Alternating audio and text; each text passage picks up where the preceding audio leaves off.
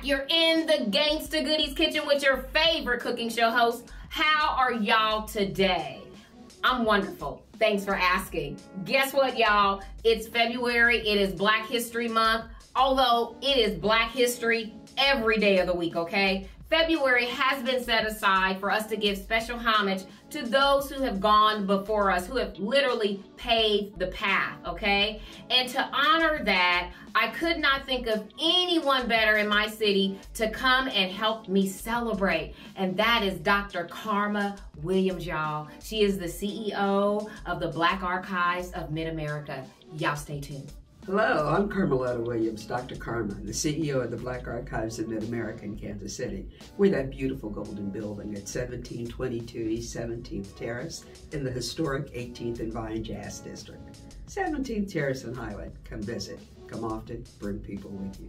Right now, I am in the Gangsta Goodies kitchen, and I'm waiting on Miss Sheila. She's going to show me how to cook, which is going to be a masterful skill on her part because I love to eat. I can cook to feed, but this is going to be exciting. So watch the show, come back, come often, and look her up and play some of the other shows.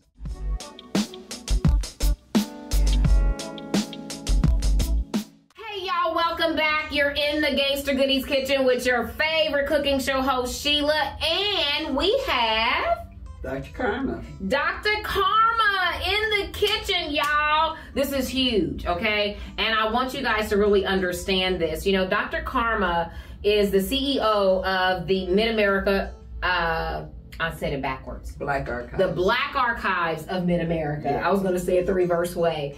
And, you know, when I shared with a couple of my sister friends that I was going to have Dr. Karma in the studio and that you are the CEO of the Black Archives, they were like, what's that? I want y'all to be looking, okay, and listening. And so, mamas, get your kids, get your boo, get your hubby. Y'all sit down and you watch this so you understand what the Black Archives is, the work that they do in our community, and why it is so important to who we are yesterday, today, and tomorrow, y'all. Y'all take a look at this clip. The Black Archives is really honored to be celebrating its 50th anniversary. It started out with our founder, Horace Peterson III. He wanted to preserve those stories of the building of Black Kansas City and of the Midwest. So we work really hard to try to keep his legacy going. This exhibit is With My Eyes No Longer Blind, which is taken from a Langston Hughes poem that says, I look at the world from awakening eyes and a black face, and this is what I see, this fenced-off narrow space assigned to me. I look then at these silly walls, through dark eyes and a dark face, and this is what I know, that all these walls oppression builds will have to go. And that's what the archives does. We talk about tearing down those walls, those fences, those things that try to barricade people into small spaces. So now y'all have an idea of all of the work, and may Mr. Horace Peterson continue to rest in peace and power. We thank him for his vision and for paving the way for us to hold those stories right here in Kansas City, y'all. So, Dr. Karma, I know the guests want to know, are you from Kansas City? Born and raised. Born and raised. In Okay. Kansas City. I was the fourth generation born on 55th Street. We still have a community. We have a Facebook page. They have meetings and reunions. We're called the Old 54th Street neighborhood. It was a little pocket of black folks from 55th to 53rd Street and from Prospect to Waldron. And when I was doing research for my dissertation and pulled the city plat, I recognized that 55th Street, or I learned, was Black Street. 53rd Street was Lynch Street. So I was born and raised between Black and Lynch. It was amazing, amazing neighborhood. It was fully inclusive. We had all kinds of people there, and we still love and keep in touch with each other. There were other pockets of Black folk, the Leeds District, Steptoe, and others, but I'm especially proud of the 54th Street neighborhood. Absolutely. Wow. I had no idea. Yeah. Oh, wow. See, y'all, we got to learn. And you know, they tell us that if we don't understand our history, you're doomed to repeat it. Absolutely. That's why we got to know, y'all. We can't just be walking around oblivious to what's going on in the world, you know? And so, Dr. Carmel, what high school did you go to in Kansas City? I went to Southeast High School. Okay. I got my bachelor's and master's degrees at UMKC. Okay. And my PhD at KU. Awesome. Awesome. I love it. You know, I am reminded of my grandmother who used to say to me all the time, from the time I was a little girl, 3 years old, 5 years old, you got to get it up here. Yeah. And when you get it up here, she's like, can't nobody take it away from you. Yeah. Well, that was the thing about education in my family is my grandmother used to say, they can take a lot of things from you. They can't take that from you. Yes, yes, yes. And you know, it is such a it's a powerful thing, the brain, you know, the knowledge that we gain and the experiences that we have. And you know, Dr. Karma, can you and we're going to get into this recipe, but I'm just excited to know stuff that I don't even know, okay? So I hope you guys are as excited as I am. So can you tell us, what is the role of the Black Archives? Our mission is to collect, preserve, share, exhibit, and educate the history of people of African descent in this country. Okay. Horace Peterson deliberately named it of Mid-America and not just of Kansas City. Yes. So he saw that range. But then people start collecting, start giving us things. And we're really proud at the Black Archives in that we don't buy anything. Everything that we have there, and we actually have thousands and thousands of pictures, artifacts, documents, they were all given to us. Wow. So these are the things that our community yes. have determined are important to understanding who we are. Yes. And so we want to educate people. Our motto is no revisionist history, tell the truth. And that's what we do there. We have the exhibits, of course. We have the Kaufman Exhibition Hall, which is the story of the building of Black Kansas City. Yes. We partnered with the Equal Justice Initiative, and we have the only exhibition outside of Montgomery, Alabama, dedicated to victims of racial murder. Horace Peterson, before he passed, learned that there was a home where a formerly enslaved woman lived. So he contacted the family. They said, yeah, you can have it. So we have Aunt Lucy's cabin there. We have the Women's Professional Basketball Hall of Fame. And once we put it in, because we know one of the leagues started here in Kansas City, but there were others. And women have been playing professional basketball since 1931. So some folks came, saw that exhibit, and we've been partnering with them. So we're going to expand that to be more inclusive of other women who play professional basketball. And we have Heritage Hall. We have a lot of people who are calling us and saying, can you find my granddaddy's war records? And we'd have to say, no, you know, we don't have the staff. But what we do have is equipment, and we have the databases. If you come, we'll show you how to do the searches. So we have Heritage Hall. We got a major donor that we were able to buy computers and software, and we have big screens, so we have lessons there. We have a recording studio. Oh, wow. People rent it, of course, to because we need income streams. Absolutely, we do. To record their music and that kind of thing. But our purpose is to record oral histories. Mm-hmm. And we have gotten some amazing stories. People come in and they talk to us and they tell us what the history is. We don't presume to push anything on people. Yes. We let them tell their own truths. Absolutely, yes. We also have rental spaces there. We have a large hall, and we've had everything in there from baby showers to funerals. Yes, I've been to several.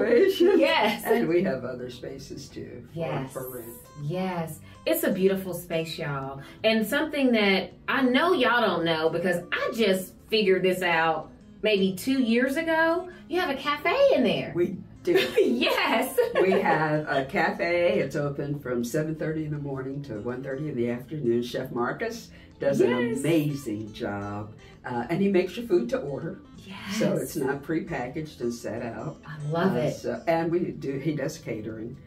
We also have a gift shop, and we try to feature local artists so that they have a place to display their art and to sell it. So we have books there that were written by local artists, clothing, jewelry, paintings.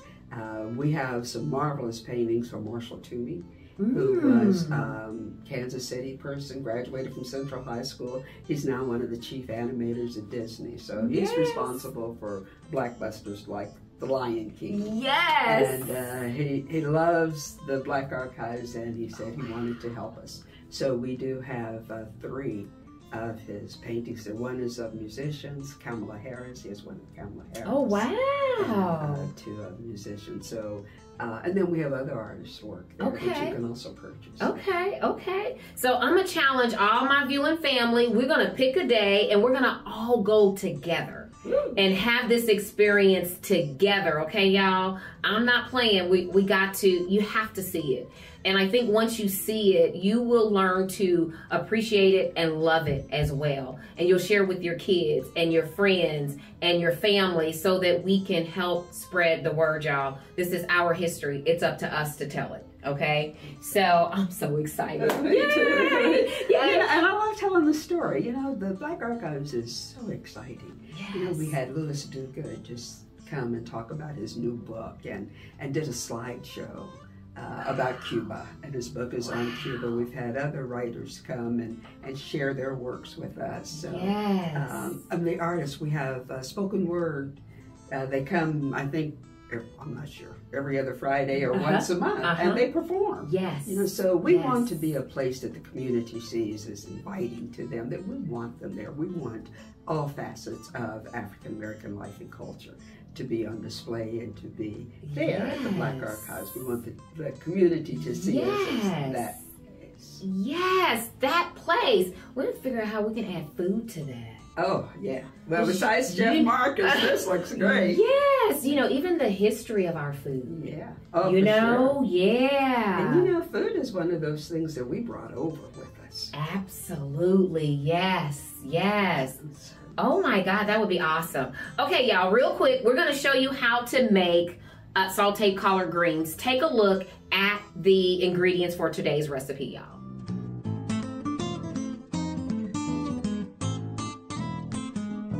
Okay, so y'all see the ingredients. It's simple. We just got some collard greens. Of course, I washed them, took all the stems out, rolled them up, and then cut them. I'll show you guys that. There's a little clip of me doing that so you guys can see what I mean when I say I rolled them up and then cut them. I know, right? It's easy. And that way you don't get big, you know, leaves. You know, we can't eat them big leaves like that, you know. And so we put just a little bit of olive oil in a wok. And I either use a wok or a cast iron skillet when I'm doing this. And I like a wok because a wok is going to, first of all, it's going to cook it at the pace that I want it to be cooked at, because it's kind of fast, you know, because we're just sauteing these collard greens. We're not going to slather them in a lot of liquid. We're not even going to put a lid on it to make them sweat or any of that. So the first thing we're going to do is we're going to add some onions. And I took like 1 small onion and just chopped it up. And then we're going to put that in here. Collard greens are my favorite green. Are they? I'm glad. They are mine too. They were my mom's favorite, you know. And then I had just some little mini sweet peppers, you know, and I was like, you know what, let's throw those in there too. If you don't have the mini sweets, just get the whole orange and a red pepper, cut it in half, chop it up and put it in there.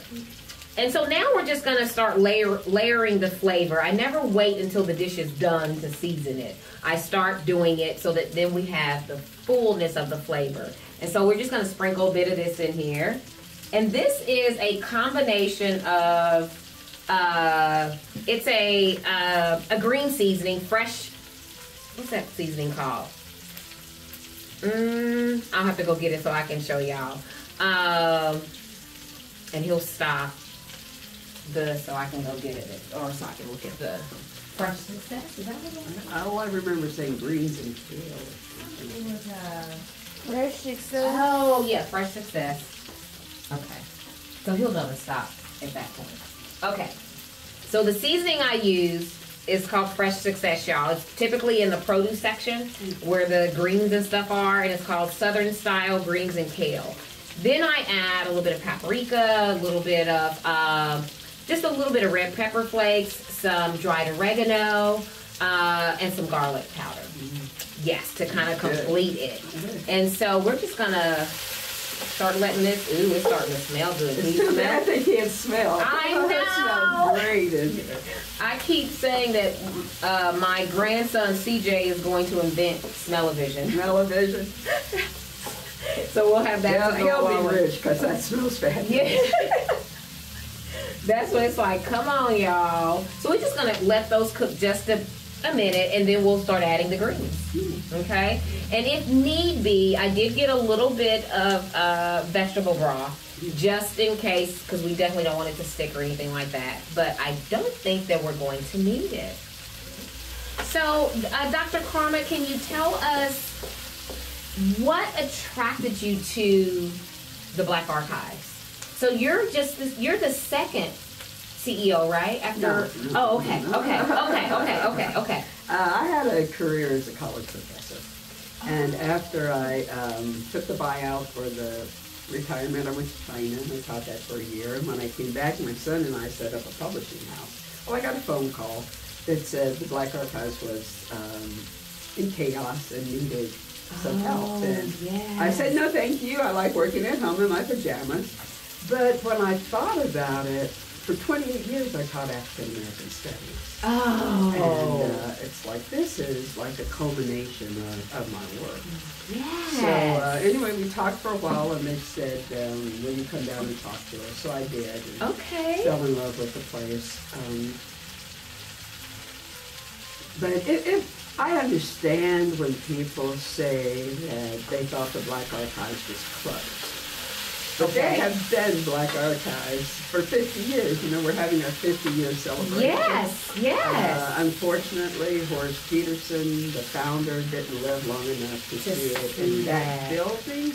But I remember meeting him at exhibits at the Firehouse. Yes. So there has been a Black Archives, an active Black Archives in this city for 50 years. And we're going to celebrate that February 17th. Yes. And, but so for me, it was like, just tell the story of Black folk. Our story becomes invisible when you have places like the state of Texas. You know, we have Juneteenth because enslaved people in Texas didn't know they had been free.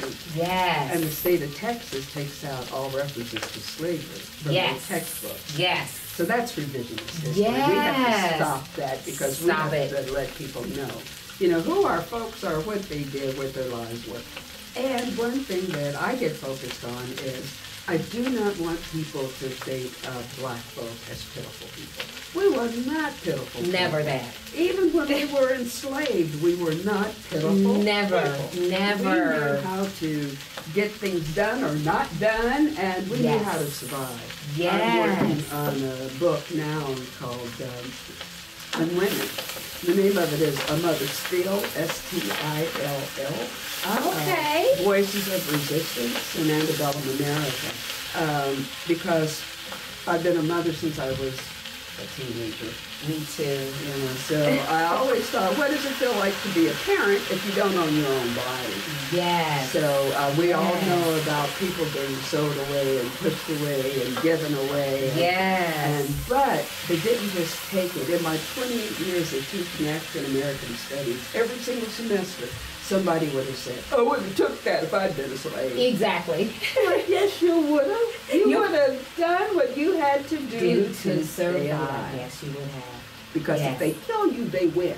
Yes. But if you're alive, Yes. you can do something about it. Yes. And we did things about it. Yes. So I want all of those stories to be told. Kansas City is one of those places that people migrated to. My great-grandmother was born in Topeka as part of the Exodus movement. Oh, wow. And my great-grandfather was from Sill, Alabama, Russell County. Wow. And they met in Topeka and they moved to Kansas City. Okay. So that draw that Kansas City had for black folk, I think is also important. Yes, it is. Yes, yes. I try to, you know, and I say to people, not try to, but I say to people often, now I've never lived anywhere else, but I travel a lot, but I believe that Kansas City is one of the best kept secrets in our country.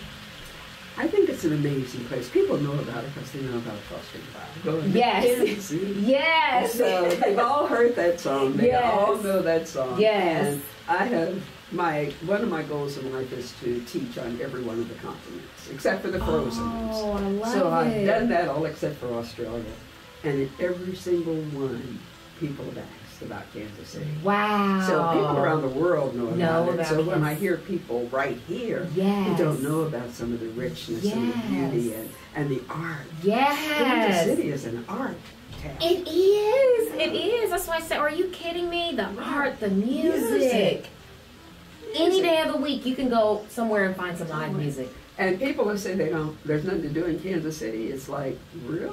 Yes. Are you looking? Yes. Did you go out your door? Exactly. There's always something to do. Always something. Always something. You know, I am so proud of our history here. I am. And that I'm a part of it, you know?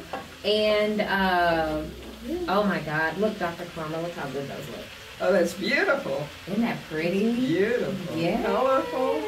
Yes. Oh my goodness. And we're going to let those cook for a few minutes. We're going to let the people see how beautiful that is. And we're going to let them cook for maybe about 15 minutes. And then when we come back, we're going to taste. We're going to tell them how good they are. And we're going to finish our conversation. Okay. So if you guys come closer and take a look.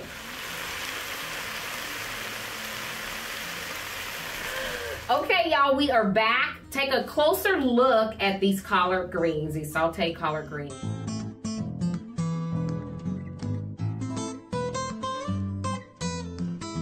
Got some red, yellow, and orange peppers in there, a little bit of onion and some seasoning, and yeah, no meat, y'all. Okay, so this is a quick side that you can have at any of your meals during the week. Put those on, and by the time everything else is done, these will be ready too. That's beautiful. Yes. And the fork is really close. Yes. Yes. I hope that you like them. Oh, I'm sure I Give you will. some peppers. I love collard greens. I do too. You know, my very first blog I wrote was called Collard Greens. And talked about, you know, how growing up, you know, like almost every Saturday I picked and cleaned collard greens with my mother, you know. And I noticed too that it was during those times, it's like she talked about all kinds of things, you know, growing up in Louisiana, you know, what that was like, you know, even her first love, you know. And so initially as a kid, it was a chore, you know, to be picking and cleaning collard greens. But then as I got older, I realized that that was such a sacred time, you know, for us to share that time picking and cleaning greens. And I'm learning who my mother was as a woman, you know, not necessarily just as mama, you know, but as a woman, you know, what does she like? What was her favorite color? You know, those kinds of things. So I will always cherish those memories.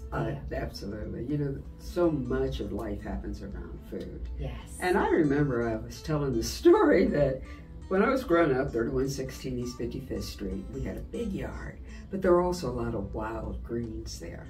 And in the spring, they would just pop up and pop up and pop up. So my brothers couldn't cut the grass until the ladies from the neighborhood, they came with their bags and they picked greens. I love it. So there were, so I learned greens, right? Lamb's quarters and all kinds of dandelion greens and that.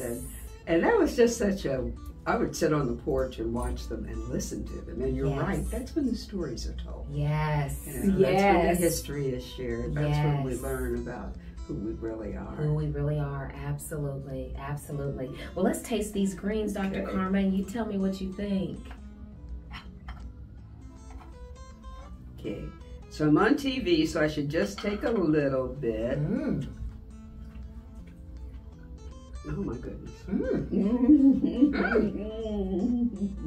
That is good. And they're not, you know, because we traditionally boil them, and now I like them like that too. But for every day, it's a way. I try to eat collard greens 2 to 3 times a week because they are filled with so much good stuff for us. You know, the vitamin K, the chlorophyll, you know, the fiber, all of those things that we get, you know, from the collard greens. Isn't it beautiful? Yes! And guess what? It's delicious too. Yes! I'll make some for you anytime. Thank you. You just let me know. I'll run them down there to you and then keep on going to work. Absolutely. Let me know. It was fabulous. Oh, I'm glad you it know. was so tasty. Yes. Yes. And I watched you do it, and I think I could do that. I'm not that cook, but yeah. I You could do that. Yeah. Absolutely. Absolutely. Yes. You made it look easy. It may not be, but you sure. It is easy. Made it look easy, and you made this look wonderful. Yes. Yes. Now, Dr. Karma, you touched a little bit on the 50th anniversary coming up. Can you tell us more about that? It's our gala.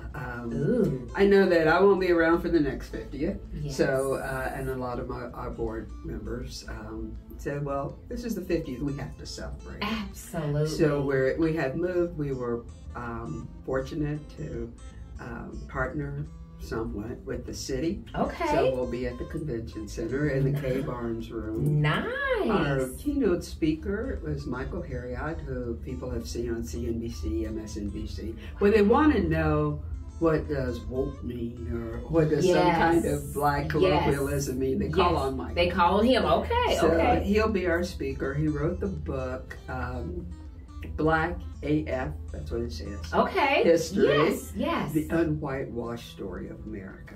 Ooh. So he's going to be our guest speaker. The James Ward Band will be performing. Yes. We will have a VIP reception for those sponsors and others, and an amazing dinner. Oh, and, nice. Yeah, so it'll be great. We're going to celebrate Absolutely. the legacy of Horace Peterson and the people of this city. The Black Archives lasted 50 years because people wanted it to. Absolutely. So that's what we're going to do. Absolutely. Now, how can people, tell us the date. February 17th. Okay. VIP reception is at 4. Okay. Dinner is at 5. Okay. And you can get tickets or you can sponsor a table on our website. Okay. At www.blackarchives.com. Okay. And it's the first thing that'll pop up when you get to our website. Awesome. And we'll put all of that information there, the links and all of that, so people can go from watching the episode and go buy your tickets. Y'all go buy your tickets. Yeah, you can also come in and get a ticket. Okay. You can come in any place at the Black Archives. Okay. And we'll get your reservations done. And yeah, you get to dress up. You get to dress up, y'all. Dress up. To celebrate and see other years. people dressed up. I know. And it's an honor it's a way to honor Black folks in this city. Absolutely. And so we're excited about it. I am too. I haven't gotten my ticket yet, but I am. I've never been to the Black Archives galas, and so I'm excited. This is the first time for a gala. We've always had a luncheon before. Okay. But because this is 50, we thought we'd move it to a dinner. Oh, yeah. No bars holding. Let's do it. Let's go for it. Yes, yes. Let's do it. Now, Dr. Karma, how could educators, I have several friends, who are educators, and would they just reach out to your assistant to set up something for the kids to come? Sure. Okay. We have tours. Okay. We've also created some study guides for teachers. We don't expect teachers to know everything. Yes. So we're taking them a subject at a time and creating some study guides that we'll send to them. And they're turnkey. They have the information. They have tests and the answers. I love it. So we're trying to make it easy for educators to find some value in the archives. We had 16,000 visitors last year. Most of them were school children. Wow, yes. So something else that we do is we sometimes hold, we'll take them on a tour. This is one of my favorites. Take them on the tour of the exhibits, and then we'll take them to Heritage Hall, break them into groups, and then they'll write poems. Ooh. And then we'll have a poetry experience. Oh my God. And then they get together, and they're all different. They're a really working experience there. Yes. I don't want them to just go out and say, oh, that was nice. Yes, they engage them, Yes. you know, and they're going to always remember that. That is so awesome. You guys, the Black Archives is a jewel right here in Kansas City, okay? Don't sit on it. You know, take your kids, you know, you go, you know, take your family, you know, find out what's there, the history, y'all. These are our stories, okay? Our stories that ain't been rewritten. They're the unbridled truth, okay? Right. So you guys, check it out. Check it out. And we're open Monday through Friday from 9 to 5. And weekends by appointment. So if you can only come on the weekend, give us a call. Someone will be there and let you in and take you on a tour. Okay. But staff is small. So we've had many Saturdays where we just sat there and no one came. So yes. if you want to come on a Saturday, just send us an email, info@Black Archives. Or call 816-221-1600. Okay. Or, you know, just let us know. Okay. And we can make that happen. Oh, that's awesome. That's good to know. So y'all hear that? We know y'all busy moms, okay? Saturdays, it is an option. Call and get it scheduled, y'all. Take your kids, you know. We take our kids to see all kinds of stuff, okay? Let's teach them the history because they're the ones who are going to have to continue it, okay?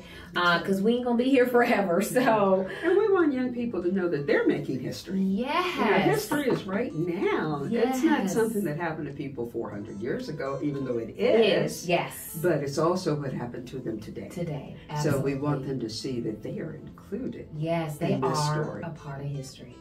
A vital part of the history. That's right. Thank you, Dr. Karma, so much Thank for you so coming. much, Sheila. I'm so excited. I called you at the last minute, and I'm like, oh my God, I hope she's free. Thank you so much. Oh, thank you. Thank you Appreciate so much. You're doing great work here. Thank you. Thank you all so much for watching, and happy Black History Month, y'all. Yes, we love y'all, and thank you so much for watching. Peace out. Yay!